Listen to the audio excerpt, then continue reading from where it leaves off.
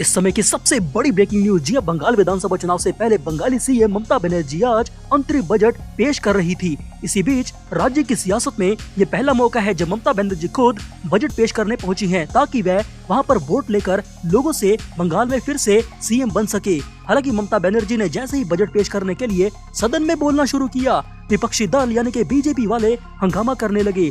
सबसे पहले तो सदन में लेफ्ट और कांग्रेस ने ही ममता बनर्जी का बॉयकॉट कर दिया।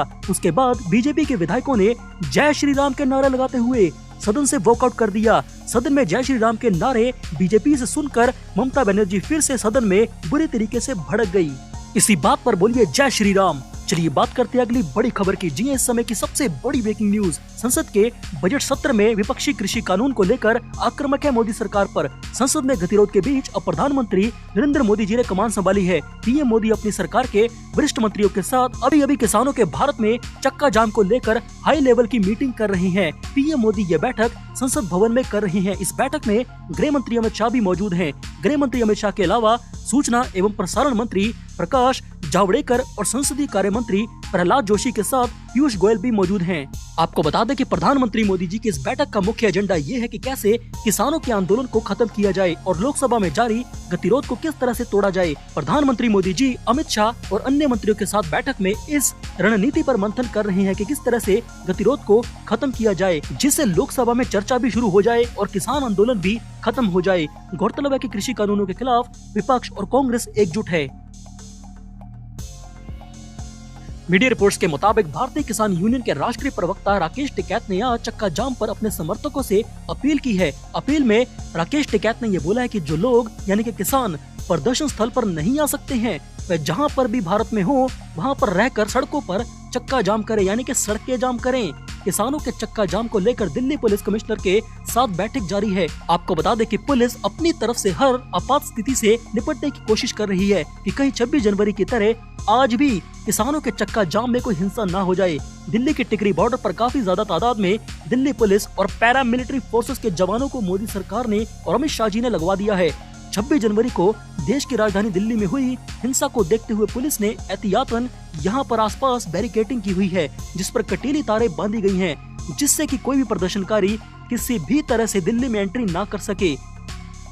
वहीं कांग्रेस के राज्यसभा सांसद प्रताप सिंह बाजवा ने संसद में किसान आंदोलन को लेकर ये बोला है कि दिल्ली बॉर्डर पर लगाए गए मोदी सरकार द्वारा बैरिकेड बर्लिन वाल की तरह हैं। उन्होंने ये बोला कि किसानों के प्रदर्शन स्थल को मोदी सरकार नजरबंदी कैंप बना रही है। कांग्रेस के सांसद ने ये बोला कि मोदी सरकार किसानों की बिजली काट रही है, पानी की सप्लाई बंद कर रही है, इंटरनेट बंद कर रही है।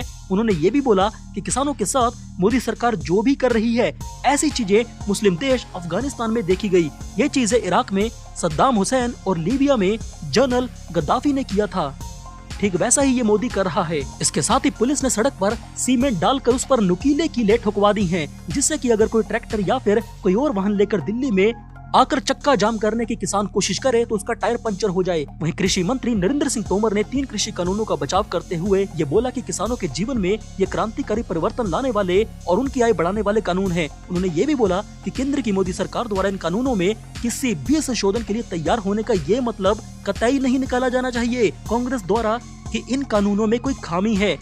आपको बता दें कि संसद में कृषि मंत्री नरेंद्र तोमर एक समय तो नाराज हो गए। उन्होंने विपक्षी सांसद की टोका टाकी और झूठ बोलने का आरोप लगाने पर नाराजगी जताते हुए यहाँ तक बोल दिया कि कान खोलकर सुन लो, अगली बार कानून पढ़कर आना। आपको बता दें कि कृषि मंत्री नरेंद्र सिंह तोमर ने केंद्र की मोदी सरकार के कॉन्ट्रैक्ट फार्मिंग कानूनों पर चर्चा के दौरान ये बोला कि पंजाब में तो कॉन्ट्रैक्ट फार्मिंग का कानून है कांग्रेस द्वारा। उस कानून में किसानों के जेल जाने और 5 लाख रुपए तक के जुर्माने का भी प्रावधान है। में दूसरी ओर केंद्र की मोदी सरकार के नए बने कानून में किसानों को तो पूरी आजादी दी गई है कि वह किसान जब चाहे इस कॉन्ट्रैक्ट से खुद को अलग कर सकते हैं, जबकि संबंधित कंपनी पूरा पैसे दिए बिना कॉन्ट्रैक्ट से अलग नहीं हो सकती है। चारों तरफ से किसानों का ही फायदा इस कानून में। आपको बता दें कि कृषि मंत्री नरेंद्र तोमर ने तो आरोप लगाया है कि पानी से खेती होती है, खून से खेती सिर्फ कांग्रेस ही कर सकती है, भाजपा खून से खेती नहीं कर सकती है। वहीं बड़ी खबर तो ये है कि WWE के चैंपियन रह चुके द ग्रेट खली के साथ साथ WWE के सिंह ब्रदर्स ने भी किसान आंदोलन के समर्थन में खुलकर मोदी सरकार को ललकार दिया है। जी सुनील सिंह, समीर सिंह ने सोशल मीडिया पर किसान आंदोलन के समर्थन में इंस्टाग्राम पर एक पोस्ट के जरिए आंदोलन कर रहे किसानों के प्रति अपना समर्थन जताया है। वहीं इससे भी बड़ी और शॉकिंग न्यूज तो ये है कि किसानों के समर्थन में ट्वीट के बदले अमेरिकी सिंगर रिहाना को $2.5 मिलियन, जी हाँ $2.5 मिलियन यानी कि 18 करोड़ रुपए मिले थे। और रिहाना के संबंध पाकिस्तान और खालिस्तान के साथ भी सामने आए हैं, खासकर इमरान खान के साथ। इस खबर के सामने आने के बाद रिहाना पर कंगना रनौत ने निशाना साधा है। आपको बता दें कि रिहाना के ट्वीट का कंगना रनौत ने विरोध करते हुए रिप्लाई भी दिया है। कंगना रनौत ने रिप्लाई देते हुए लिखा कि इतना कम पैसा, इतने में तो मैं अपने फ्रेंड्स को गिफ्ट दे देती हूँ। कितने सस्ते हैं ये सब यार, हा हा हा हा। जी हाँ, फोर्ब्स इनकम की सबसे बड़ी धोखाधड़ी। उनके पास सेलिब्रिटी के वित्तीय डेटा तक पहुंच नहीं रहे हैं, फिर भी सितारों के नकली आय का दावा करते हैं। अगर मैं झूठ बोल रही हूँ तो फोर्ब्स मेरे खिलाफ मुकदमा करे। वहीं अमेरिका की पॉप सिंगर रिहाना, मिया खलीफा और ग्रेटा के समर्थन में आई गौहर खान, जी हाँ बॉलीवुड की एक्ट्रेस गौहर खान, जी हाँ अभिनेत्री गौहर खान उन हस्तियों के विचार से सहमत नहीं है, यानी कि कंगना रनौत से भी सहमत नहीं है जो मोदी सरकार के पक्ष में ट्वीट कर रही हैं। मुस्लिम एक्ट्रेस गौहर खान का ये बोलना है कि हर किसी की जिंदगी मायने रखती है। इसके लिए गौहर खान ने #Black Lives Matters वाले मुद्दे का हवाला देते हुए ट्वीट किया। उन्होंने ये लिखा कि #Black Lives Matter, ओ वह तो भारत का मुद्दा नहीं था, लेकिन लगभग हर भारतीय सेलिब्रिटी ने उनके सपोर्ट में ट्वीट किया। जाहिर है कि हर जिंदगी की कीमत है, लेकिन भारतीय किसान, उनकी जिंदगी मायने नहीं रखती है क्या? चलिए बात करते हैं अगली बड़ी खबर की। जी अमेरिका के नए राष्ट्रपति जो बाइडेन की सरकार ने सऊदी अरब को बड़ा झटका दे दिया है। जी हाँ, बाइडेन प्रशासन ने आज ये घोषणा की है कि अमेरिका अब यमन में सऊदी अरब के 5 साल पुराने सैन्य अभियान में सहयोग नहीं देगा। जी हाँ, जो डोनाल्ड ट्रंप ने चलाया था। यमन में ईरान समर्थित हुती विद्रोहियों के खिलाफ सऊदी अरब और यूएई ने पिछले 5 साल से सैन्य अभियान छेड़ रखा है। आपको बता दें कि अमेरिका के नए राष्ट्रपति जो बाइडेन का ये फैसला ईरान के हक में दिखाई दे रहा है। बाइडेन ने राजनयिकों से ये बोला है कि इस युद्ध को खत्म करना होगा।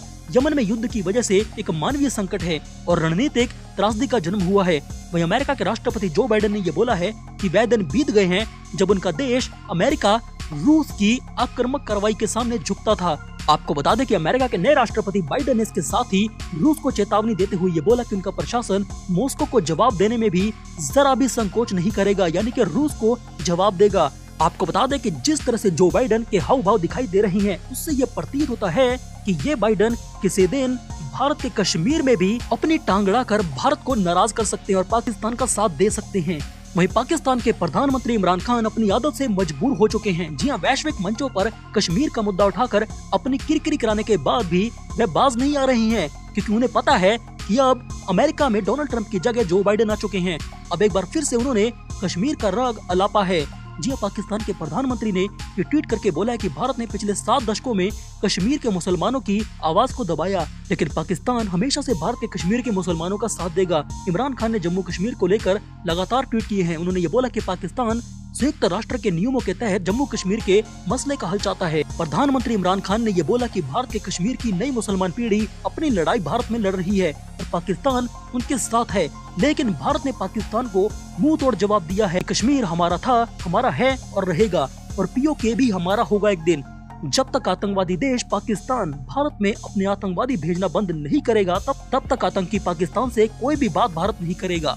इस वीडियो को लाइक और शेयर जरूर करें। Bureau report, MGK news.